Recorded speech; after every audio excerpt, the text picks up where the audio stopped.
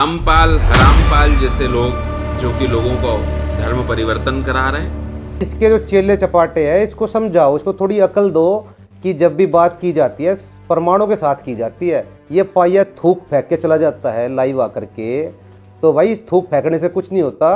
ये कह रहे हैं बड़े बड़े विद्वान हमारे इसमें आ रहे हैं, वो विद्वान है ही नहीं। विद्वान की परिभाषा क्या होती है ये जानते नहीं है। विद्वान तेरी तरह फिल्मी गानों पर डांस नहीं करते और विद्वान तेरी तरह बंदूक नहीं लहराते। ये सब गुंडे मवालियों के काम होते हैं, समझदार लोगों के नहीं होते। आई बात समझ में। श्रीमद् भागवत पुराण के अंदर लिखा हुआ है कि तुम्हारे जैसे पंडितों की यह दशा है कि वे अपनी स्त्रियों के साथ भैंसों की तरह रमण करते हैं, उनमें संतान पैदा करने की कुशलता पाई जाती है, मुक्ति साधन से वे सर्वथा असकुशल है। इन साठ्यम समाचरित, जो जैसा हो उसकी बेसी पूजन कर देना चाहिए। इसलिए हम शस्त्र और शास्त्र दोनों चलाना जानते हैं। तो भाई शस्त्र वहाँ चलाए जाते हैं जो सामने वाला शस्त्र लिए खड़ा हो, और शास्त्र वहाँ चलाए जाते हैं जब सामने वाला शास्त्र लिए खड़ा हो।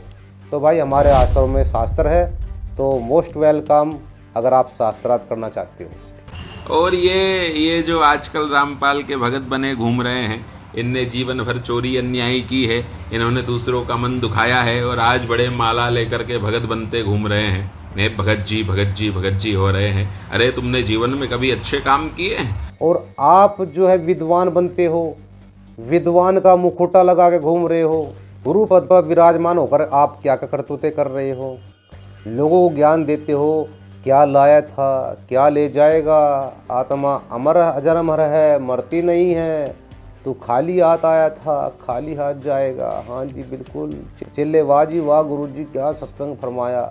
और गुरु जी सारा दान चंदा इकट्ठा करके और भर करके देखो क्या करतूतें कर रहा है। ओ भाई साहब, शाही होटलों में शादी ब्याह, तो ये दो कथावाचक है भाई, ये इतना दिखावा करते हैं, मतलब इतना सब कुछ दिखावा करके क्या साबित करना चाहते हैं। हमें तो ये समझ नहीं आता कि साबित क्या करना चाहते हैं। ये कथावाचक लोगों के दान चंदे से शाही होटलों में विदेशों में मौज मारते हैं।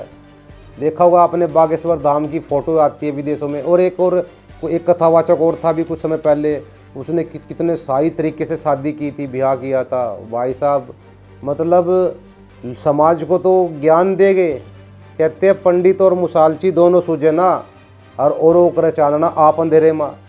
लोगों को ज्ञान बांट रहे हैं, अपने आप असर नहीं है। बताओ, इतने शाही ठाट इतना दिखावा कर रहे हैं। फिल्मी स्टार भी फैल कर दिए उन्होंने शादी ब्याह में और नाचने में। भाई साहब और तरीकी ये काम जो है, बताओ नाचना गाना सभ्य लोगों के काम होते हैं। उन्हें कत्ती अच्छे नहीं लगे, इसे लागे थे देख कत्ती भे भगवान जुलूस काट रहे, बाण बेटियां भी नाचे, रंडी नाचा करती पहले राजाओं के पास जाके। आज अच्छे घरों की लड़कियां भी और सरेआम गली में डांस करती हैं। तो कितना गिर गया सतर इंसान का। तो पहले इस भक्ति मार्ग से, इस ज्ञान से, तब ये रीसेट होगी, पहले वाली सभ्यता फिर आवेगी। आदमी भी नाचे, बेटी ने नाचे, बाप ने नाचे, अरे थारा नाच चाहिए, कड़ा जुल्म हो गया है। और फिर इज्जत के ठेकेदार बने रहते हैं। सत्संग में तो नहीं जा करते, हम तो अच्छे घरों की बेटियां हैं, और वो सरेआम जुलूस काटने लाग रहे तुम। अगर जब ये एक धड़ी के ठुमके कथावाचक भी मार रही है और फिल्मी स्टार भी मार रही है, तो फिर थारे में उनमें फ़र्क क्या रह गया। तो भाई इस बंदे को जो है फिल्मों में जाना चाहिए था, गलती से कथावाचक बन गया। अब वो जो फिल्मी कीड़ा है ना, वो कभी भी बहुत सिर की तरह उठ जाता है।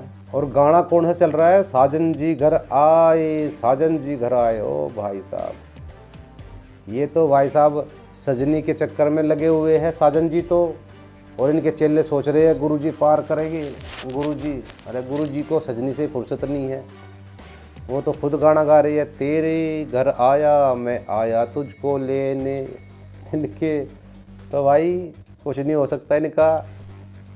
ये जितने भी कथावाचक हैं आपको मिल जाएंगे, शाही होटलों में ब्याह शादी करेंगे, ये बड़े बड़े डांस प्रोग्राम में मिल जाएंगे आपको। ये जनता के जो दान चंदे के पैसे को शाही ठाट बाट में उड़ाते हुए नजर आ जाएंगे। बागेश्वर धाम भी गया हुआ था विदेश, वो भी रेट के अंदर लौट के वहाँ सुख ढूंढ रहा था। दुबई के अंदर महंगे महंगे चश्मे और मतलब ब्रांडेड साजबाज सारा सौदा, मतलब ब्रांडेड सूट बूट, ब्रांडेड मतलब पूरा भाई साहब मौज मस्ती करते हैं ये। लेकिन ये लोग जो है बाढ़ पीड़ितों की कभी मदद नहीं करेंगे, गरीबों की किसी आपदा में मदद नहीं करेंगे। और संत रामपाल जी महाराज जी से पूछते तुमने क्या कार्य किए, तो भाई संत रामपाल जी महाराज जी ने 400 प्लस गाँव में पाइप और मोटरें दी बाढ़ पीड़ित गांव में। यानी एक एक गांव में लगभग 50-50 लाख 1-1 करोड़ तक की पाइप मोटरें बांटी है, जो ज़्यादा ही डूबे पड़े थे। और ये देख लो 400 प्लस गांव में कितने पैसों की राहत सामग्री संत रामपाल जी महाराज जी ने दी है। जो बाढ़ में डूबे पड़े थे, जिनकी फसल डूबी पड़ी थी, किसान आत्महत्या करने को मजबूर था। हरियाणा के ही किसानों को नहीं बल्कि पंजाब के, राजस्थान के और यहाँ तक कि मथुरा तक के किसानों की संत रामपाल जी महाराज जी ने बाढ़ पीड़ितों में मदद की। और जो इन कथावाचकों को दान देते हैं तो इनका दान तो बाढ़ में जाता है। बाढ़ में क्यों जाता है? ये तो अपने ठाट बाट में यूज करते हैं, गरीबों की मदद नहीं करते। ये इनको दान चंदा दिया हुआ भी वो व्यर्थ है। व्यर्थ इसलिए है कि गरीबों की मदद नहीं करना। दान हमेशा वहाँ दिया जाता है जहाँ हमें पता लगे हमारा पैसे का सही यूज हो रहा है। अगर इनके सही ठाट बाट में ही प्रयोग होना हो तो फिर क्या फायदा इसी जगह दान देने का। ये बताएं कि आजीवन रामपाल ने कौन सा सनातन वैदिक धर्म का कार्य किया। इन्होंने आजीवन कौन से अच्छे कर्म किए हैं आज तक बताएं। पूछ रहा संत रामपाल जी महाराज क्या कर रहे हैं।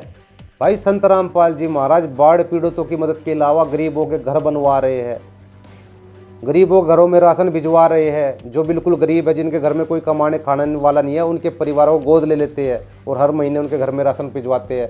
अगर जरूरत हो तो उनका मकान भी बनवा देते हैं, अगर टूटा पड़ा हो तो मकान। तो संत रामपाल जी महाराज जी तो इतनी मदद कर रहे हैं।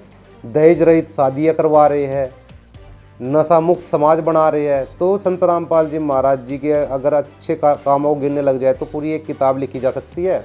और मंदिर जाना छुड़वा रहे हैं, प्रसाद लेना, आरती लेना, हमारे सनातन वैदिक परंपरा के भगवान को पूजन बंद करा के उनको अलग अलग मार्गों पे भ्रमित कर रहे हैं। पार्वती का विवाह हुआ तो गणेश की पूजा की गई, वो कौन गणेश है? तब तुलसीदास जी ने नीचे लिखा कि को सुनी जन संशय करे, सूर्य अनादि जी अजान। ये सुन करके कोई शंका नहीं करना। अनादि गणेश की पूजा हुई थी, पहले अनादि गणेश की पूजा होती थी। अब आज जाकी माता पार्वती पिता महादेवा की पूजा होती है।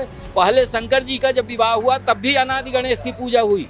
उस अनादि गणेश की पूजा देवी देवता भी करते। हम उस अनादि गणेश को छोड़ करके इन देवी देवताओं को, भूतों को, पितरों को, इनको पूजेंगे तो हमसे बड़ा मूर्ख इस संसार में कौन है?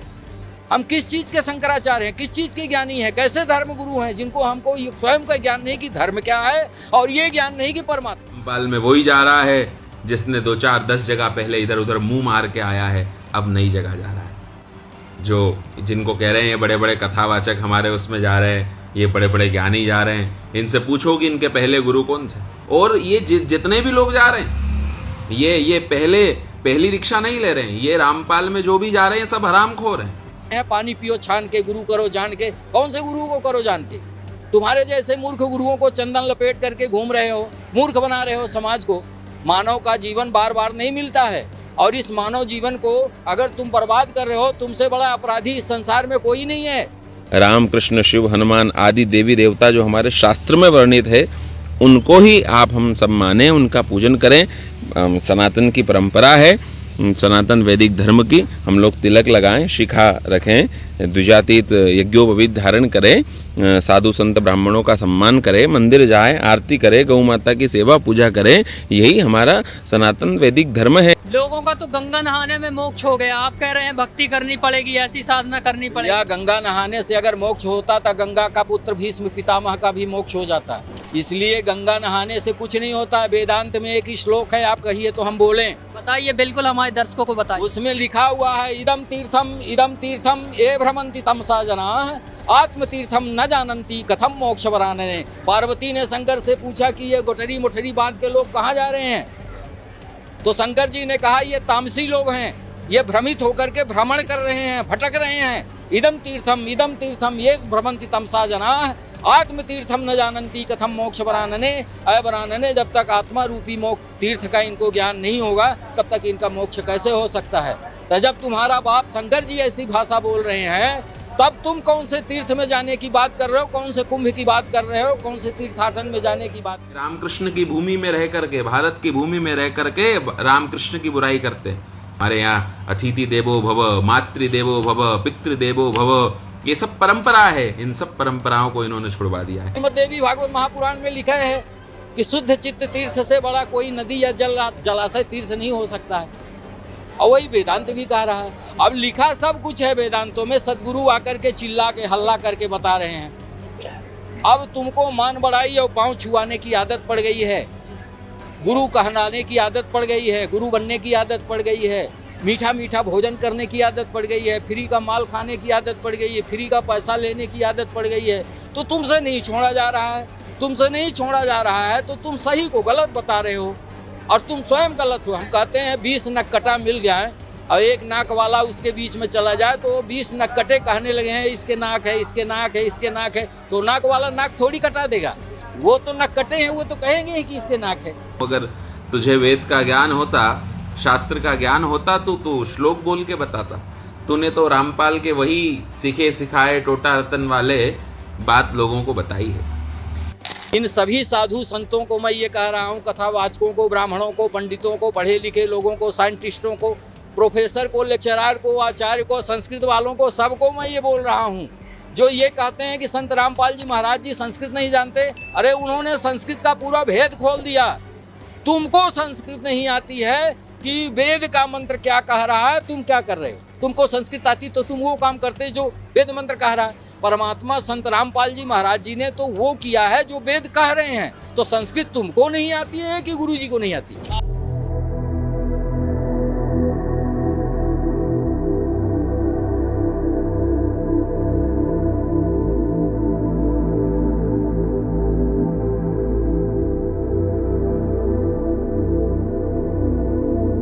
सतगुरुदेव की जय। बंदी छोड़ कबीर परमेश्वर की जय। बंदी छोड़ सतगुरु रामपाल जी महाराज की जय। सभी को राम राम सत्साई। रामपाल, हरामपाल जैसे लोग जो कि लोगों को धर्म परिवर्तन करा रहे हैं। लोग इसके पास ज्ञान प्राप्ति के लिए आते हैं और इसके पैर छूते हैं। हमें तो हैरानी इस बात की है कि इस व्यक्ति से क्या हासिल कर पाते होंगे। जिस व्यक्ति को बोलने तक की ही तमीज़ नहीं है, जिसके पास संस्कार ही ना हो, अपने से बड़ों के साथ कैसे बातें की जाती है, वो व्यक्ति भी ज्ञान की बातें करता है। संत रामपाल जी महाराज इसकी दादा की उम्र के है, लेकिन इस व्यक्ति को ये नहीं पता कि अपने से बड़ों का आदर सत्कार कैसे किया जाता है, क्योंकि इसके माता पिता ने तो इसको अकल सिखाई नहीं। गुरु भी ऐसे ही नकली मिले जिन्होंने इसको बोलने तक की तमीज़ नहीं सिखाई। रामपाल, हरामपाल जैसे लोग जो कि लोगों को धर्म परिवर्तन करा रहे हैं। इस व्यक्ति से जाकर पूछो कि संत रामपाल जी महाराज जी ने कितने लोगों का धर्म परिवर्तन करवाया।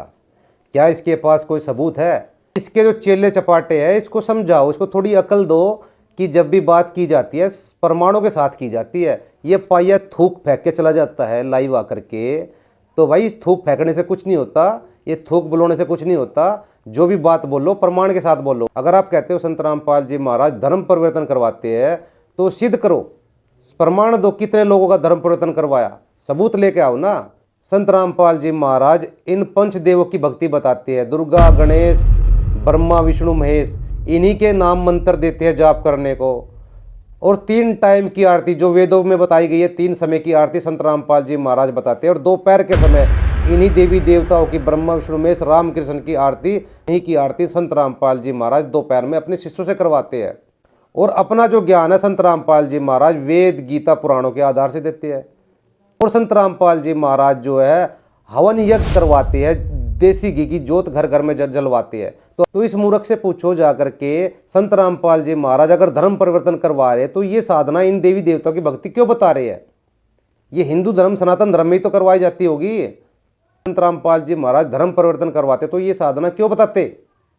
और मंदिर जाना छुड़वा रहे हैं, प्रसाद लेना, आरती लेना, हमारे सनातन वैदिक परंपरा के भगवान को पूजन बंद करा के उनको अलग अलग मार्गों पे भ्रमित कर रहे हैं। सनातन धर्म के जो ग्रंथ है वेद, गीता, पुराण, दिखा प्रमाण किसका लिखा है कि मंदिर जाने से भगवान की प्राप्ति होती है। धन के लालच में तुम घर घर जाकर श्रीमद् भागवत की कथा करते हो, कभी उसको खुद भी समझ लिया करो उस भागवत में क्या लिखा हुआ है। आज तक भागवत पुराण तुम्हारी समझ में खुद तो आई नहीं और तुम दूसरों को ज्ञान देते हो। कहते हैं पंडित और मसालची दोनों सूझे नाई, औरों को करे चांदना आप अंधेरे माई। भागवत पुराण के अंदर लिखा हुआ है जल तीर्थ ही तीर्थ नहीं होते और मिट्टी की प्रतिमा ही देवता नहीं होती, यानी जो मंदिरों में पत्थर की मूर्ति रखी जाती है वो देवता ही नहीं होती। संत पुरुष ही वास्तव में तीर्थ और देवता होते हैं। जो मनुष्य पत्थरों की ही देवता मानता है, जो मनुष्य पत्थरों को ही देवता मानता है, जल को ही तीर्थ मानता है, ज्ञानी संत महापुरुषों को नहीं मानता, वह तो मनुष्य योनि में भी गधा ही है। तो बताओ भाई, इस भागवत पुराण में लिखा हुआ है कि जो मंदिर की पत्थर की मूर्तियां ही देवता नहीं होती, और ये जो तीर्थों पे धक्के खाते हैं, कहते रामपाल जी महाराज जी तो तीर्थों के लिए मना करते हैं, तो तीर्थों में तो यहाँ भी मना कर दिया। ये कहता है संत रामपाल जी महाराज जी तो प्रसाद खाने के लिए मना करते हैं। भाई पुराणों में और गीता में मना किया है प्रसाद नहीं खाना चाहिए। देख प्रमाण, सकद पुराण में लिखा हुआ है अन्य देवताओं का नवेद यानी भोग प्रसाद ग्रहण ना करे। तो मना कर दिया सकद पुराण में कि नवेद यानी जो भोग प्रसाद होता है अन्य देवताओं का वो ग्रहण नहीं करना चाहिए। भागवत गीता अध्याय 3 के श्लोक 14-15 में लिखा हुआ है अन्न की उत्पत्ति जो होती है वर्षा से होती है, वर्षा यज्ञों से होती है, यज्ञ कर्मों से होते हैं, और कर्म किसने? ब्रह्म ने लगाए, और ब्रह्म जो है उस सनातन परमात्मा से उत्पन्न जान, उस सनातन परमात्मा यानी परम अक्षर ब्रह्म परमात्मा से उत्पन्न जान। तो परम अक्षर परमात्मा यानी वो परम अक्षर ब्रह्म सनातन परमात्मा जो है वो सभी यज्ञों में प्रतिष्ठित है, वो सभी यज्ञों में पूजनीय है। जो व्यक्ति उस आदि सनातन परमात्मा को भोग नहीं लगाते, केवल ये अन्य देवी देवता को ही भोग लगाते हैं, तो वे तो गीता में चोर बताए हैं, यानी वे तो चोर है, वे पाप को ही खाते हैं। यानी अन्न की उत्पत्ति कहाँ से हुई? वर्षा से हुई। वर्षा कैसे हुई? यज्ञों से हुई। यज्ञ किसने? यज्ञ कैसे हुए? कर्मों से हुए। कर्म किसने लगाए? ब्रह्म ने लगाए। और ब्रह्म को किसने पैदा किया? उस परम अक्षर ब्रह्म ने, यानी वो परम अक्षर ब्रह्म परमात्मा है। उसको जो व्यक्ति भोग नहीं लगाता, केवल अन्य देवी देवता को भोग लगाता है, तो वो उस परमात्मा का अपराधी है। ठीक है, इसलिए वो व्यक्ति जो उस पूर्ण परमात्मा भोग नहीं लगाता, केवल अन्य देवी देवता को भोग लगाकर ही भोजन ग्रहण करता है, वो चोर है उस परमात्मा का, क्योंकि उस परमात्मा ने सब कुछ दिया है और उसको भोग नहीं लगाया। उसको भोग लगाए बिना जो व्यक्ति खा रहा है वो चोर है, वो पाप को ही खाता है। तो संत रामपाल जी महाराज जी के शिष्य जो है अन्य देवी देवताओं का भोग प्रसाद इसलिए ग्रहण नहीं करते क्योंकि ये जो व्यक्ति है अपराधी है, ये उस पूर्ण परमात्मा को भोग नहीं लगाते। जबकि हमारे सतगुरु रामपाल जी महाराज जो है सतलोक आश्रमों में सबसे पहले उस पूर्ण परमात्मा को, परम अक्षर ब्रह्म को, सनातन परमात्मा को भोग लगाया जाता है। उसके बाद सभी भक्तों में उसको वितरित किया जाता है। गीता में लिखा हुआ है जो व्यक्ति उस परमात्मा को भोग लगाने के बाद जो बचा हुआ अन्न खाता है उसके बहुत से पाप नष्ट हो जाते हैं। पूर्ण परमात्मा जो है वो सबको दाता है, वो सबको देने वाला है। उस दाता को भोग नहीं लगा रहे, अन्य देवी देवता को भोग लगा रहे। ये हमारी पुराण भी कह रही है कि भाई जो अन्य देवी देवता को भोग लगा खाते हैं उसका जो प्रसाद नहीं ग्रहण नहीं करना चाहिए, और ये गीता कह रही है। ना वो गीता में, महाभारत में, रामचरितमानस में, वेद में ना आगे का दिखाते ना पीछे का, बीच बीच का दिखा के अपभ्रंश फैला है। भाई साहब आप दिखा दो आगे पीछे का क्या लिखा हुआ है, हम नहीं दिखा रहे तो आप दिखा दो, उठाओ शास्त्र दिखाओ प्रमाण। लेकिन जो हम आपको प्रमाण दिखा रहे हैं, चाहे वो बीच बीच का ही क्यों ना दिखा रहे हो, उसको झूठा सिद्ध कैसे करोगे आप? जो हम प्रमाण दिखा रहे हैं वो भी तो इन्हीं पुराणों से, वेद गीता से दिखा रहे हैं, वो भी तो इन्हीं का हिस्सा है। उसको झूठा कैसे सिद्ध करोगे? आपकी बात सत्य होगी, हमारी झूठी होगी, उसका निर्णय कैसे करोगे? अब जैसे हनुमान जी थे वो पूरा का पूरा जो है द्रोणागिरी पहाड़ जो है वो पर्वत उठा लाए थे। अब उस पहाड़ के ऊपर हजारों जड़ी बूटियाँ थी, तो वैद्य ने जो है खाली एक संजीवनी जड़ी बूटी निकाली जो कि उनके काम की थी, और लक्ष्मण जी का जो है रोग नाश कर दिया। अब कोई मूर्ख व्यक्ति कहे कि देखो उस वैद्य ने तो इतनी सारी जड़ी बूटियों को छोड़ दिया, उसने केवल एक ही जड़ी बूटी उठा ली बीच बीच की, आगे पीछे की जड़ी बूटी नहीं उठाई, तो भाई उस आगे पीछे की जड़ी बूटी ने सर में मारेगा। तो भाई जो रोग था उस रोग को ख़त्म करने वाली जड़ी बूटी निकाल ली। अब जैसे मेडिकल स्टोर है, मेडिकल स्टोर में आपके पेट में दर्द है तो आप पेट दर्द की तो दवाई मेडिकल स्टोर से लेके आओगे, या पूरा सब मेडिकल स्टोर छत पर लाद लाओगे, आगे पीछे की दवाई भी दे दे, ये भी दे दे, वो भी दे दे, सर में मारेगा सारे आगे पीछे की दवाई ने। अरे बुखार है तो बुखार की दवाई ले, बुखार खत्म, बात खत्म। तो भाई ये जो वेद गीता पुराण है ये पूरा का पूरा एक मेडिकल स्टोर है, ये पूरा का पूरा एक जड़ी बूटियों का जंगल है। तो भाई जो जिससे आपका रोग कट जाए वे अपनी जड़ी बूटी निकाल लो और खा लो, बात खत्म। तो यहाँ हमें जन्म मृत्यु का रोग लगा हुआ है, जन्म मृत्यु का रोग काटने के लिए जोन सी जड़ी बूटी हमें जरूरी है, वो हमने इन ग्रंथों से निकाल ली। जो हमने जड़ी बूटी निकाली है उसको गलत सिद्ध कैसे करोगे? अरे जो हम प्रमाण इन वेद गीता से दिखा रहे हैं वो गलत कैसे है, तुम्हारे सही कैसे है? कम से कम दिमाग तो लगाओ कि हम जो रेफरेंस दे रहे हैं वो भी तो इन वेद गीता पुराणों से ही दे रहे हैं, कोई अपने घर के थोड़ी बना रखे है। एक किराए के टट्टू ने कल वीडियो बना करके डाला।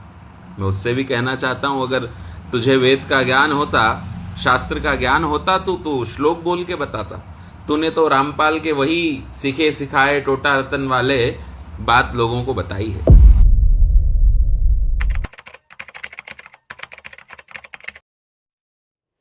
हमारे जो तत्वदर्शी संत शिरोमणि गोविंद गुरु श्री रामपाल जी महाराज जी ने जो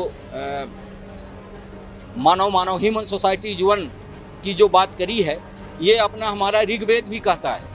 ऋग्वेद भी कहता है कि संग छध्वंग संग पदध्वंग शंभो मनान सिजानताम देवा भागंग यथा पूर्वे संजानानांग उपासते। हम सब मानव एक हैं, एक साथ रहें, एक साथ चलें, एक साथ बैठें, एक होकर के रहें, एक परमात्मा की संतान हैं, एक जगह से आए हैं, एक जगह जाना है, ये ऋग्वेद भी कहता है। परंतु हमारे जैसे कथावाचकों ने उस मानव को जाति भेद वर्ण में इतना बांट दिया कि हर मानव अपने को छोटा बड़ा ऊंचा नीचा मझोला महसूस करना शुरू कर दिया। पर मानव जो है, ह्यूमन सोसाइटी जो है, समाज की जो परिभाषा है, शिव ने ही लिखा सोशियो फिलोसफी में, आनंद सूत्र में, सोशियो फिलोसफी में उन्होंने ये लिखा कि समाज क्या है। तब उन्होंने लिखा समानम यदति इति समाज है। जहाँ हर मानव एक हो, जहाँ हर मानव में समानता हो, उसको समाज कहते हैं। तो बोले फिर ये ब्राह्मण समाज, क्षत्रिय समाज, ये क्या है? बोले ये दलबंदी है, ये गोष्ठी है, ये ग्रुपिज्म है, ये समाज नहीं है। ये एक दूसरे को बांटने का, एक कर्म के आधार पर जो है लोगों को बांटने का एक जो ठेका लेकर के लोग बैठे हैं, इन लोगों ने समाज को खत्म किया है, समाज को खत्म करने का प्रयास किया है। लेकिन समाज की जो परिभाषा है, समाज की परिभाषा ये है कि समानम यजति समाज है। हम मानव एक हैं, एक परमात्मा की संतान हैं, और हम हर मानव का, सब मानव का एक ही धर्म है, अनंत सुख की प्राप्ति करना, यानी परमात्मा की प्राप्ति करना। अब वो परमात्मा जब एक है तो उस परमात्मा की प्राप्ति जब हम करेंगे तब हम ह्यूमन सोसाइटी जो वन होंगे, हर मानव एक होंगे, और हर मानव का जो धर्म है परमात्मा की प्राप्ति करना, तब हम अपने उस असली धर्म में पहुंचेंगे, जिस धर्म की परिभाषा हमारे तत्वदर्शी संत शिरोमणि गोविंद गुरु श्री रामपाल जी महाराज जी ने अपने सत्संगों में, अपने लेख में उन्होंने स्पष्ट प्रकट किया है कि हम कबीर आए सब एक घाट से, उतरे एक ही बाट, जग में या दुविधा पड़ी तो हो गए 12 बाट। जब एक जगह से आए हैं, एक मार्ग से आए हैं, मार्ग में भी कोई भेद नहीं है, इसका मतलब हम सब एक परमपिता की संतान हैं। अगर परमात्मा एक है तो वो परमात्मा सबके लिए एक है, और वो परमात्मा एक कौन है ये बताने वाला आज तक कोई नहीं मिला। हमने भी बहुत गुरु देखे, बड़े बड़े गुरु देखे, ऐसे गुरु देखे कि जिनका ऑर्गेनाइजेशन इंटरनेशनल में चल रहा है। NRI में आनंद मार्ग जो है तो हर कंट्रियों में जो है तो रिलीफिंग का काम करता है। हम लोगों को मानव धर्मी पहले से भी बताया गया। देखिए हमारे शास्त्रों में भी ये प्रमाण है। हमारे जैसे कथावाचक इस बात को बताना नहीं चाहते हैं, लेकिन हमारे जो है तो 18 पुराणों में भी यही लिखा है कि अष्टादश पुराणस्य व्यासस्य वचनम देयम्। 18 पुराण में मात्र व्यास जी ने 2 ही बात लिखी है, परोपकाराय च पुण्याय पापाय च परपीड़नम। परोपकार करना ही पुण्य है, दूसरे को कष्ट देना ही पाप है। रामचरितमानस में तुलसीदास ने भी यही लिखा है, परहित सरिस धर्म नहीं भाई, पर पीड़ासम नहीं अधमाई। धर्म क्या है? बोले धर्म मात्र जो है तो 2 ही है, पाप करना, दूसरे को कष्ट देना पाप है, और दूसरे की मदद करना ही धर्म है। मात्र हमारे 18 पुराण में 2 ही बात लिखी गई है, अष्टादश पुराणस्य व्यासस्य वचनम देयम्। व्यास ने मात्र 18 पुराण में स्वयं कहा कि मैं 2 ही बात कह रहा हूँ, अष्टादश पुराणस्य व्यासस्य वचनम देयम्, परोपकाराय च पुण्याय पापाय च परपीड़नम। मानव की सेवा करना ही धर्म है। मानव बात यहाँ तक जाती है कि इस संसार में गुरु जी से बड़ा कोई गुरु नहीं है, और जिसको भी मोक्ष कराना हो, जिसको परमात्मा पाना हो, हालांकि स्वयं परमात्मा आए हुए हैं, बहुत सारे भविष्यवक्ता भविष्यवाणी भी कर रहे हैं, इसलिए जो है तो जिसको भी परमात्मा की प्राप्ति करना हो तो सतलोक आश्रम में आए और तत्वदर्शी संत शिरोमणि श्री रामपाल जी महाराज जी के शरणों में आकर के नाम दीक्षा लें। और नाम उपदेश लेकर के परमात्मा की प्राप्ति करे। बाकी इस संसार में घनघोर कलयुग में और कोई दूसरा मार्ग नहीं है। इसके बाद में ये कहते हैं कि सनातन वैदिक धर्म का ही काम किया है इन्होंने। तो ये बताएं कि आजीवन रामपाल ने कौन सा सनातन वैदिक धर्म का कार्य किया। हिंदू धर्म के सबसे प्राचीन ग्रंथ वेद है, जो सतयुग से चले हुए आ रहे हैं, और भागवत गीता चारों वेदों का सारांश है। यानी यूँ कहो चारों वेदों का छोटा रूप भागवत गीता है।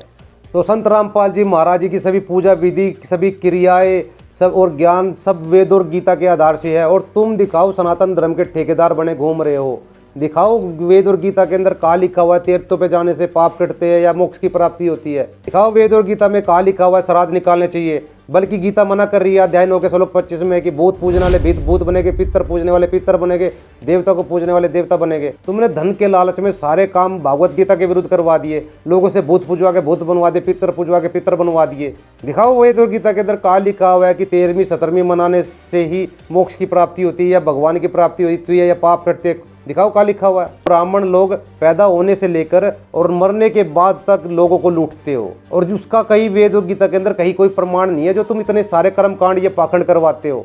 ये केवल तुम्हारे पेट के धंधे हैं, और संत रामपाल जी महाराज ये तुम्हारे धंधे बंद करवा रहे हैं। इसलिए तुम्हें मिर्ची लग रही है कि संत रामपाल जी महाराज जी का विरोध कैसे किया जाए। दिखाओ वेद और गीता के अंदर कहाँ लिखा हुआ है व्रत करने से लाभ मिलता है या मंदिरों में जाने से भगवान की प्राप्ति होती है, मुक्ति होती है। दिखा कौन सा प्रमाण लिखा वेद गीता के अंदर। सनातन धर्म के ठेकेदार बने घूम रहे। सनातन धर्म क्या है तुम्हें नहीं पता। और भाई किसी को भी शंका हो, कोई डाउट हो ना, तो बेशक लाइव शास्त्रार्थ कर लो। कोई भी आचार्य शंकराचार्य या कोई भी कथावाचक हो तो ये दास संत रामपाल जी महाराज का शिष्य लाइव शास्त्रार्थ करने के लिए तैयार है। हो जाए दूध का दूध और पानी का पानी। ये बताएं ये कौन सी गुरु परंपरा के हैं, ये बताएं इनके कौन गुरु हैं, ये बताएं हमारे यहाँ मठ होते हैं, मंदिर होते हैं, हमारे यहाँ अखाड़े होते हैं, हमारे यहाँ संप्रदाय होती है, हमारे यहाँ तिलक होते हैं। ये कौन से अखाड़े के, इनके कौन गुरु है, इनको कौन ने ज्ञान दिया, इनको कौन ने अधिकार दिया गुरु बनने का, इनका कौन सा तिलक का चिन्ह है, ये कौन से अखाड़े से आते हैं, इन्होंने आजीवन कौन से अच्छे कर्म किए हैं आज तक बताएं। दूसरी, संतों का मार्ग अलग होता है और ऋषियों का मार्ग अलग होता है। संतों का मार्ग पक्षी वाला विहंगम मार्ग होता है और ऋषियों का मार्ग जो है पपील मार्ग यानी चीटी मार्ग होता है। तो ये जितने भी पंथ है, अखाड़े हैं, ये नाथ, वैष्णव, शिव जी के उपासक, ब्रह्मा विष्णु महेश, रामकृष्ण के उपासक, यानी कि जो ब्रह्म यानी ओम फाइनल है, जितने भी इनके उपासक है ये सभी शंकराचार्य, आचार्य, सभी संप्रदाय, ये मार्ग ऋषियों के और देवताओं के चलाए हुए है। इनकी फाइनल उपलब्धि केवल ब्रह्म यानी ओम तक है, इससे आगे ये कुछ नहीं जानते। ठीक है, ये मार्ग जो होते हैं ये पपील मार्ग कहलाते हैं। जैसे जैसे चींटी होती है, जब वो पेड़ के ऊपर चढ़ती है, नीचे से चढ़ती है जड़ से, फिर तने पे, तने से डार पे, और फिर जाकर वो चोटी पे जाती है। लेकिन जो संतों का मार्ग होता है वो विहंगम मार्ग होता है। जैसे पक्षी होता है वो नीचे से उड़ा सीधा जमीन पेड़ की चोटी पे जाकर बैठ जाता है, और जो चींटी होती है वो समुद्र नहीं लांग सकती, लेकिन जो पक्षी होता है वो समुद्र को लांग जाता है। ठीक है, तो ये ऋषि महर्षि जो है ब्रह्म से आगे नहीं जा सकते। ब्रह्म से आगे समझो समुद्र है। ठीक है, वो जो पक्षी वाला संतों का जो मार्ग है वो ब्रह्म से आगे परब्रह्म और परम अक्षर ब्रह्म यानी पूर्ण ब्रह्म के लोक तक जाता है, और वो परम अक्षर ब्रह्म यानी पूर्ण परमात्मा सतगुरु रूप में धरती पर आता है और इस विहंगम मार्ग को बता करके जाता है। तो इन ऋषियों का जो मार्ग है पपील मार्ग समझो पहली से लेकर 12वीं कक्षा तक की पढ़ाई, और वो भी इनकी इनकम्प्लीट है, उसमें भी वो भी कंप्लीट नहीं है। यानी ब्रह्म तक का मार्ग भी इनका अधूरा है, इनकम्प्लीट है, उसमें भी इन्होंने घना पाखंड घुसा रखा है। ठीक है, वो भी शुद्ध नहीं है। और जो परम अक्षर ब्रह्म का मार्ग है, पूर्ण ब्रह्म का मार्ग है, संतों का मार्ग है, विहंगम मार्ग है, वो समझो पहली से लेकर PhD तक की पढ़ाई होती है। और इनका जो पपील मार्ग है यानी ऋषियों का मार्ग है, ये समझो पहली से लेकर 12वीं तक की पढ़ाई। ठीक है, 12वीं तक की पढ़ाई, और संतों का मार्ग पहली से लेकर PhD तक की। तो इनके में PhD नहीं है, केवल ब्रह्म से, यानी ये लोग जो है ब्रह्म, ये जो ऋषि महर्षि जो है ये ब्रह्म यानी ओम से आगे नहीं जानते कुछ भी, ब्रह्म को यानी ओम को फाइनल बताते हैं। ठीक है, तो अगर हमें PhD करनी है तो इनकी परंपरा से दीक्षित होने का कोई फायदा नहीं है, क्योंकि इनकी पढ़ाई पहली से 12वीं तक यानी ब्रह्म तक की है। ठीक है, तो PhD तो हो ही नहीं सकती। PhD के लिए संतों वाली यूनिवर्सिटी में एडमिशन लेना पड़ेगा।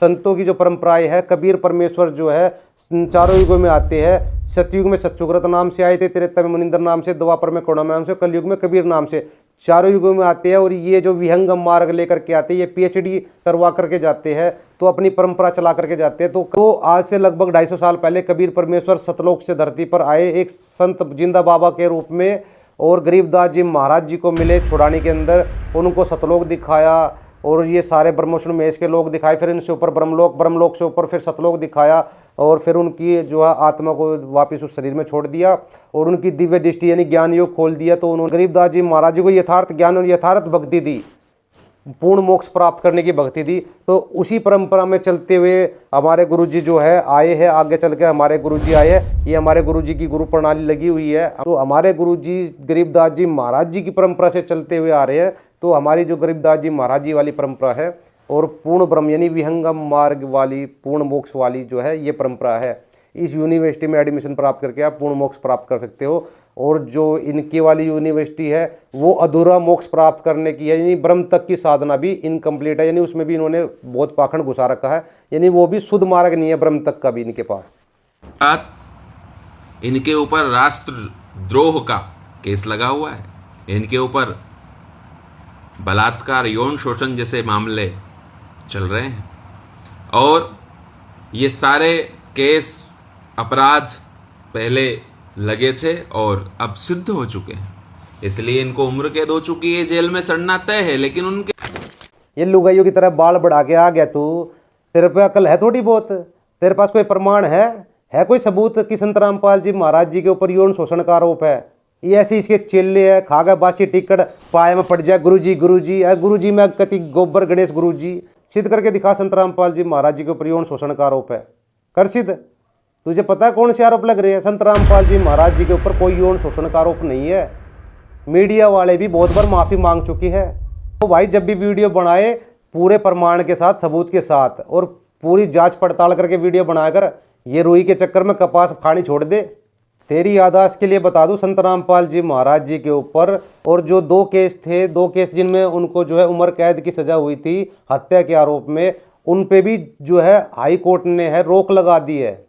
और एक जो केस है देशद्रोही वाला, उसमें भी आज तक 11 साल हो गए, सरकार संत रामपाल जी महाराज जी के ऊपर देशद्रोही केस को साबित नहीं कर पाई है। इल्ज़ाम लगाना आसान होता है, लेकिन बात जब साबित हो जाए तो देशद्रोही केस संत रामपाल जी महाराज जी पर अब तक साबित नहीं हो पाया। 11-12 साल हो गए।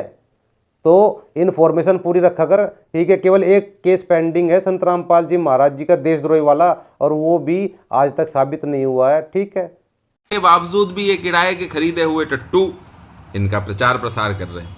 ये कह रहे हैं बड़े बड़े विद्वान हमारे इसमें आ रहे हैं, वो विद्वान है ही नहीं। विद्वान की परिभाषा क्या होती है ये जानते नहीं है। ये एक मोटी रकम दे के खरीदे हुए लोग हैं जो इनके अनुयायी बढ़ा रहे हैं, ये वही लोग हैं। ये मोटी रकम आपके पिताजी देने आते हैं या आपकी माताजी देने आती है? बिना वजह थूक फेंकने से कोई फायदा नहीं है। बात करो तो प्रमाण के साथ बात करो, ठीक है। सब तुम कथावाचकों की तरह धन के लालची नहीं होते। आई बात समझ में? भाई तू है फर्जी पंडित, आजा तुझे मिलवाता हूँ असली पंडित से। ये है रमाकांत मिश्रा जी, जिनको पहले गुरु बाबा के नाम से जाना जाता था। जब आप माता की गोद में लोरिया सुनते थे ना, उस समय तो ये कथा करने लग गए थे, और जितने तुम्हारे सर के ऊपर बाल है इतने तो इनके शिष्य थे, ठीक है। उन सभी शिष्यों को छोड़ करके ये संत रामपाल जी महाराज जी की शरण में आ गए। और तुम कहते हो संस्कृत के श्लोक नहीं बोलते, कर लेना शास्त्रार्थ इनसे। जिस स्कूल में आप पढ़ रहे हो ना, उस स्कूल के ये मास्टर रह चुके हैं। मेरा नाम रमाकांत मिश्रा, गुरु बाबा नाम है मेरा। लोग मुझे मेरे नाम से तो नहीं जानते हैं, गुरु बाबा के ही से नाम से जानते हैं, इसलिए कि मैं उस क्षेत्र का ही गुरु बाबा हूँ। और साथ में हम लोग पुश्तैनी गुरु बाबा हैं। हम लोग कथावाचक भर नहीं हैं, गुरु बाबा भी हैं जो लोगों को नाम दीक्षा देते हैं। और हमारे पुश्तैनी पता नहीं कितने पुश्तों से जो है तो ये गुरु का काम चल रहा है। और उन शिष्यों को हम लोग जो है पुश्तैनी कथा सुनाते हैं। और श्रीमद् भागवत महापुराण, उसके साथ में वाल्मीकि रामायण और शिव पुराण, श्रीमद् देवी भागवत महापुराण, जो भी कथा 18 पुराणों में वो सुनना चाहते हैं उनको वो कथा हम लोग सुनाया करते हैं। देखिए, प्रथम दृष्टया मैं आपको एक बात बता दूं कि मैं 12 वर्ष की उम्र से कथा श्रीमद् भागवत महापुराण की कहना शुरू किया। सनातन का काम कर रहे थे। कितने आपके फॉलोवर्स से कितने अनुयायी थे महाराज जी आप? देखिए, फॉलोवर्स की अगर हम बात करें तो कम से कम मेरे जो स्वयं के शिष्य हैं, जो पुश्तैनी शिष्य हैं, वो कम से कम 10,000 लोग हैं। और जो मैं बाहर जहाँ पर स्पिरिचुअल लेक्चर दिया, जैसे अन्ना साली यूनिवर्सिटी में दिया, बंगलौर में, हिमाचल में दिया, कलकत्ता में दिया, आपके बनारस में मैं दिया, तो कम से कम जो है तो नहीं कुछ तो उस समय से लेकर के, ये बात आज की नहीं है, ये उस समय से, आज से 40 वर्ष पहले की बात है। 12 साल उम्र की शुरुआत से मैंने कथा कहना शुरू किया, तो आप ये मान लीजिए कि कम से कम जो है तो 20,000 25,000 लोग उस समय से अब तक में जो है तो बाहर के लोग फॉलोवर हैं हमारे शिष्यों को छोड़ करके। तो जैसा कि आपने बताया आपके 10,000 शिष्य थे, तो कहीं ना कहीं आपकी समाज में भी अच्छी प्रतिष्ठा थी और आप कथा करते थे और आपके शिष्य भी बहुत सारे थे। तो महाराज जी ये सारी चीज़ें जो छोड़ करके और आप तत्वदर्शी संत रामपाल जी महाराज जी की शरण में जो आ गए हैं, तो आप और भी क्या अपने शिष्यों को भी ये ज्ञान के बारे में बताए हैं क्या? हाँ जी, मैं बहुत सारे शिष्यों को इसको बताया हूँ। लोगों को मैंने ये कहा है कि 7:30 बजे गुरुजी का सत्संग आता है, उसको आप सुनो। उन लोगों ने कहा भी कि गुरुजी आप कहाँ जा रहे हैं? उनको मैंने ये बताया कि मैं जहाँ जा रहा हूँ पीछे पीछे आ जाओ, कल्याण हो जाएगा। अगर तुम मान बढ़ाई के चक्कर में पड़ोगे, मेरे पीछे पीछे नहीं आओगे, तो तुम जहाँ थे वहीं पर रहोगे, उससे एक कदम तुम जो है आगे नहीं बढ़ पाओगे। अगर तुम गुरु मानते हो तो मेरे साथ में आओ, मैं तुम्हें जो है तो कैसे उद्धार हो, मनुष्य का जीवन कैसे उद्धार होगा, उसके लिए जो है तो मैं आपको तत्वदर्शी संत शिरोमणि गोविंद गुरु श्री रामपाल जी महाराज जी के शरण में ले चलता हूँ। चलिए, नामदान लीजिए और सब लोग अपने जीवन को सफल। अगर मैं आया हूँ तो सारे प्रमाणों को देख करके आया हूँ। अभी अगर और प्रमाण आपको बताना शुरू कर दूँ तो सुबह हो जाएगी, शाम हो जाएगी। गुरुजी ने जो प्रमाण दिए हैं वो वेद भी यही बोल रहे हैं। बाकी ज्ञान की बात मत करिए, ज्ञान तो मैं इतना बारीकी से ज्ञान को समझा हूँ, तब जो है परमात्मा के शरण में आया हूँ। नहीं तो मेरे पास जो है तो हजारों शिष्य ऐसे हैं कि सुबह से लेकर शाम तक पाँव पढ़ने की लाइन लगती है मेरे गांव में, मैं जिस गांव में। इसलिए जो है तो मैं सबसे ये प्रार्थना करता हूँ कि आप लोग जो है परमात्मा संत रामपाल जी महाराज जी की शरण में आइए। परमात्मा कह रहा हूँ इसलिए कि ब्रह्मा ही में गुरु रे बना पड़ा है। परमात्मा ही गुरु है, गुरु ही परमात्मा है, परमात्मा के अलावा कोई गुरु नहीं हो सकता, ये वेदांत भी बोलता है। इसलिए मैं परमात्मा बोल रहा हूँ कि परमात्मा ही गुरु है, गुरु ही परमात्मा है। तत्वदर्शी संत शिरोमणि श्री रामपाल जी महाराज जी के शरण में आए जी। जैसा कि आप कथावाचक थे और ग्रंथों का भी बहुत अध्ययन किया है, तो महाराज जी जैसे कि प्राण प्रतिष्ठा हो गई, भूत पितृ पूजा हो गई, श्राद्ध पूजा हो गई, और कहना चाहिए ये तो चली आ रही हैं परंपराएं, तो इसके बारे में महाराज जी क्या कहना चाह रहे हैं जो आज के पढ़े लिखे और शिक्षक युवक और जो वर्ग है उनके लिए?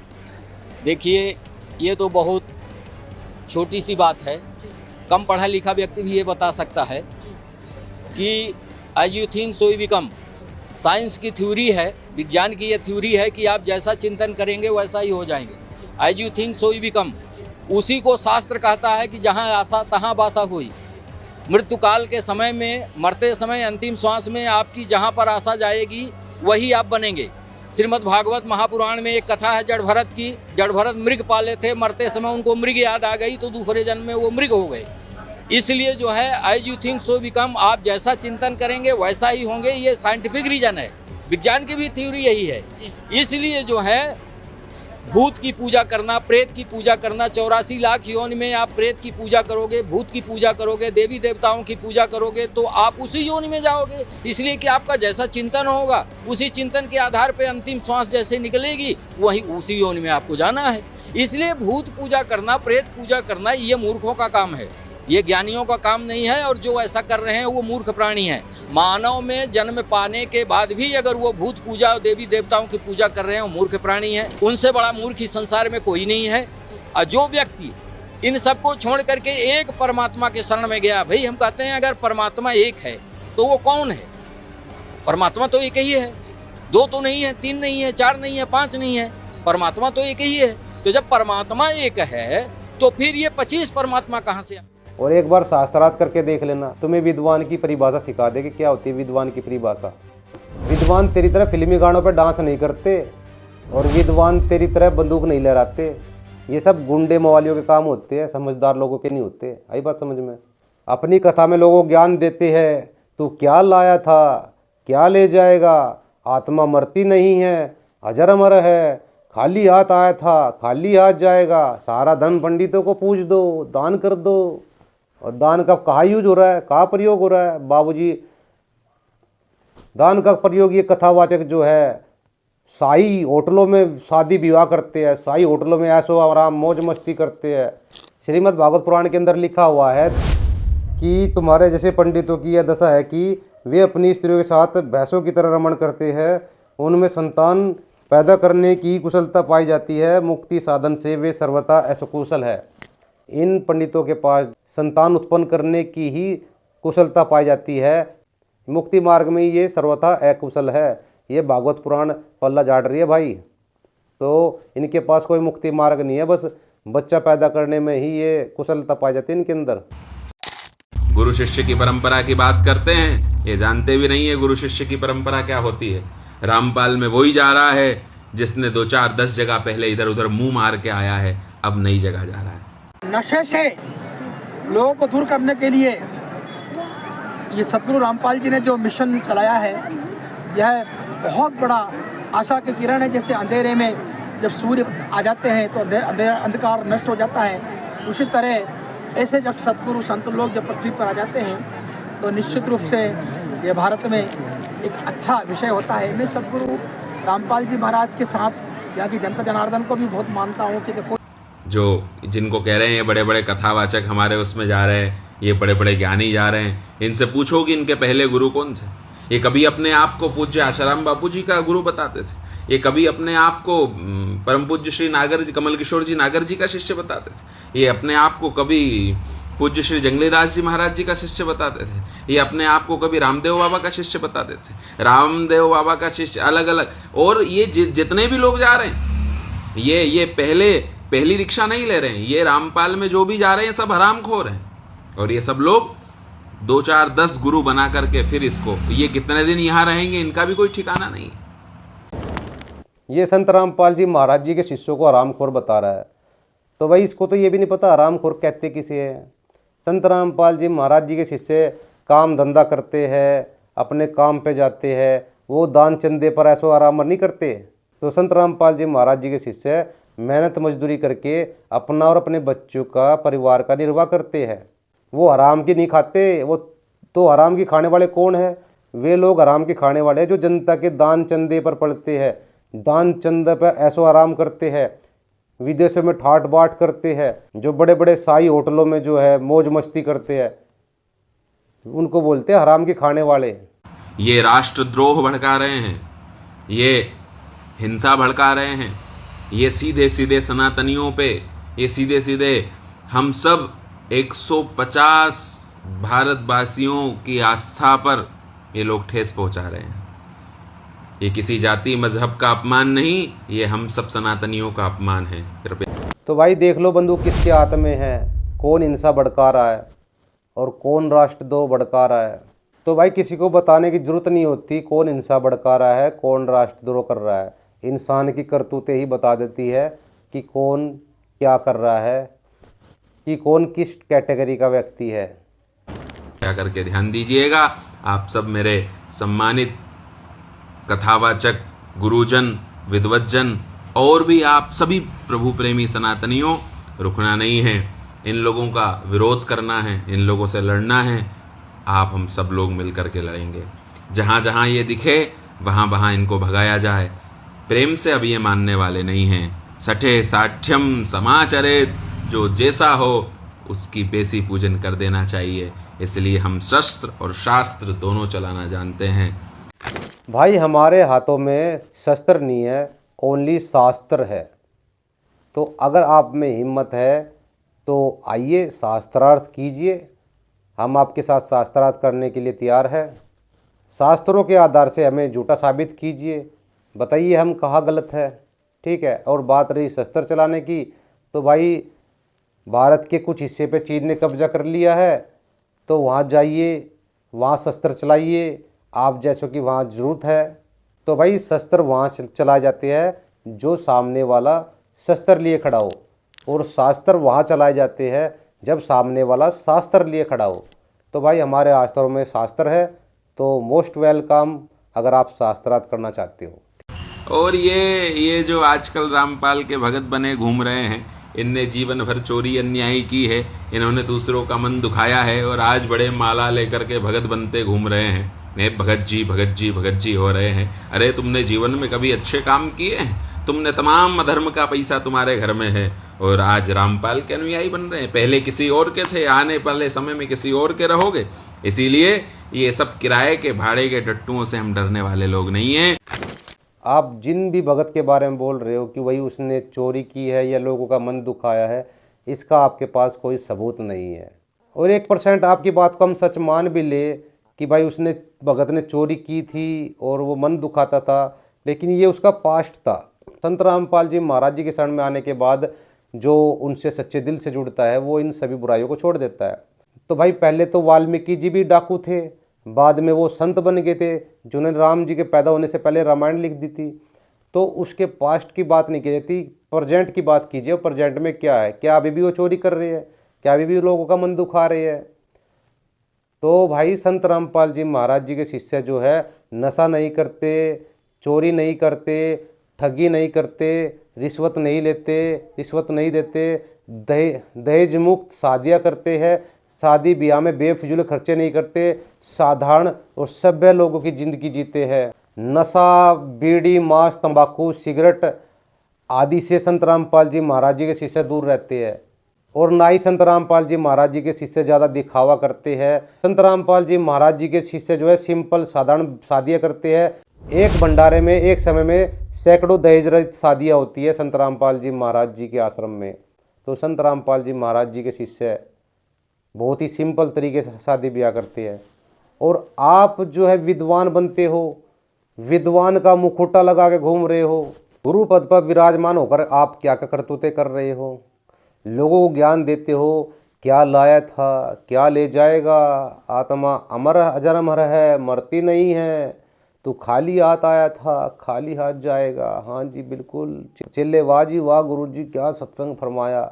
और गुरु जी सारा दान चंदा इकट्ठा करके और भर करके देखो क्या करतूतें कर रहा है। ओ भाई साहब, शाही ठाट, शाही होटलों में शादी ब्याह, तो ये दो कथावाचक है भाई, ये इतना दिखावा करते हैं, मतलब इतना सब कुछ दिखावा करके क्या साबित करना चाहते हैं, हमें तो ये समझ नहीं आता कि साबित क्या करना चाहते हैं।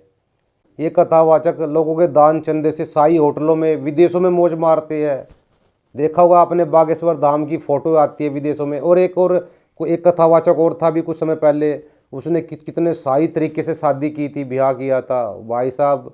मतलब समाज को तो ज्ञान देंगे, कहते हैं पंडित और मुसालची दोनों सूझे ना, और औरों कर चांदना आप अंधेरे में। आप औरों को ये टॉर्च बांट रहे हैं लेकिन अपने आप अंधेरे में हैं, लोगों को ज्ञान बांट रहे हैं, अपने आप असर नहीं है। बताओ, इतने शाही ठाट इतना दिखावा कर रहे हैं, फिल्मी स्टार भी फैल कर दिए उन्होंने शादी ब्याह में और नाचने में भाई साहब। और तरीकी ये काम जो है, बताओ, नाचना गाना सभ्य लोगों के काम होते हैं। ये भाई साहब नाच रहा है फिल्मी गाने पे, कथावाचक फिल्मी गाने पे डांस कर रहा है। गाने बजाने हमने कत्ती अच्छे नहीं लगे, इसे लागे थे देख कत्ती भे भगवान जुलूस काट रहे, बाण बेटियां भी नाचे, रंडी नाचा करती पहले राजाओं के पास जाके, आज अच्छे घरों की लड़कियां भी और सरेआम गली में डांस करती है। तो कितना गिर गया सतर इंसान का। तो पहले इस भक्ति मार्ग से, इस ज्ञान से तब ये रीसेट होगी, पहले वाली सभ्यता फिर आवेगी। आदमी भी नाचे, बेटी ने नाचे, बाप ने नाचे, अरे थारा नाच चाहिए, कड़ा जुल्म हो गया है। और फिर इज्जत के ठेकेदार बने रहते हैं, सत्संग में तो नहीं जा करते, हम तो अच्छे घरों की बेटियां हैं, और वो सरेआम जुलूस काटने लग रहे तुम। तो बताओ अब इन फिल्मी पांडवों में और इन कथावाचकों में क्या फ़र्क रह गया? अगर जब ये एक एक दड़ी के ठुमके कथावाचक भी मार रही है और फिल्मी स्टार भी मार रही है, तो फिर थारे में उनमें फ़र्क क्या रह गया? तो भाई इस बंदे को जो है फिल्मों में जाना चाहिए था, गलती से कथावाचक बन गया। अब वो जो फिल्मी कीड़ा है ना, वो कभी भी बहुत सिर की तरह उठ जाता है। मतलब जैसे फिल्मों में होता है ना कि चारों तरफ लड़कियां खड़ी होती है और बीच में हीरो, और भाई साहब पूरा स्टेप बाय स्टेप। और गाना कौन सा चल रहा है? साजन जी घर आए, साजन जी घर आए। ओ भाई साहब, ये तो भाई साहब सजनी के चक्कर में लगे हुए हैं साजन जी। तो और इनके चेले सोच रहे हैं गुरुजी पार करेंगे गुरुजी। अरे गुरुजी को सजनी से फुर्सत नहीं है, वो तो खुद गाना गा रही है, तेरे घर आया मैं आया तुझको लेने दिल के। तो भाई कुछ नहीं हो सकता इनका, राम बचाए इनसे। तो धन है संत रामपाल जी महाराज जो इन पाखंडियों के बीच से हमें निकाल दिया, न तो कहीं भी हम इनके साथ ही खड़े रहते थे। इनके ये 2-2 धड़ी के ठुमके हम भी देखते थे भाई। तो भगवान ने बचा लिया, इन लोगों से पीछे छुटवा दिया इन पाखंडियों से। ये जितने भी कथावाचक हैं आपको मिल जाएंगे, शाही होटलों में ब्याह शादी करेंगे, ये बड़े बड़े डांस प्रोग्राम में मिल जाएंगे आपको। ये जनता के जो दान चंदे के पैसे को शाही ठाट बाट में उड़ाते हुए नजर आ जाएंगे। बागेश्वर धाम भी गया हुआ था विदेश, वो भी रेट के अंदर लौट के वहाँ सुख ढूंढ रहा था दुबई के अंदर। महंगे महंगे चश्मे और मतलब ब्रांडेड साजबाज सारा सौदा, मतलब ब्रांडेड सूट बूट, ब्रांडेड मतलब पूरा भाई साहब मौज मस्ती करते हैं ये। लेकिन भाई और बहनों मजाल है किसी गरीब की सहायता कर दे, लेकिन ये लोग जो है बाढ़ पीड़ितों की कभी मदद नहीं करेंगे, गरीबों की किसी आपदा में मदद नहीं करेंगे। और संत रामपाल जी महाराज जी से पूछते तुमने क्या कार्य किए, तो भाई संत रामपाल जी महाराज जी ने 400 प्लस गाँव में पाइप और मोटरें दी बाढ़ पीड़ित गांव में। यानी एक एक गांव में लगभग 50-50 लाख 1-1 करोड़ तक की पाइप मोटरें बांटी है जो ज़्यादा ही डूबे पड़े थे। और ये देख लो 400 प्लस गांव में कितने पैसों की राहत सामग्री संत रामपाल जी महाराज जी ने दी है। जो बाढ़ में डूबे पड़े थे, जिनकी फसल डूबी पड़ी थी, किसान आत्महत्या करने को मजबूर था और गांव में पानी भरा हुआ था, लोग गांव छोड़ कर जा रहे थे। संत रामपाल जी महाराज जी ने मोटर पाइप से उनका पानी निकाला, उनकी अगली फसल की बिजाई हो गई, उनके बच्चे भूखे मरते। किसान के पास अन्न होगा तभी तो हमें भी खाने को मिलेगा न। तो भाई किसानों को बचा लिया संत रामपाल जी महाराज जी ने।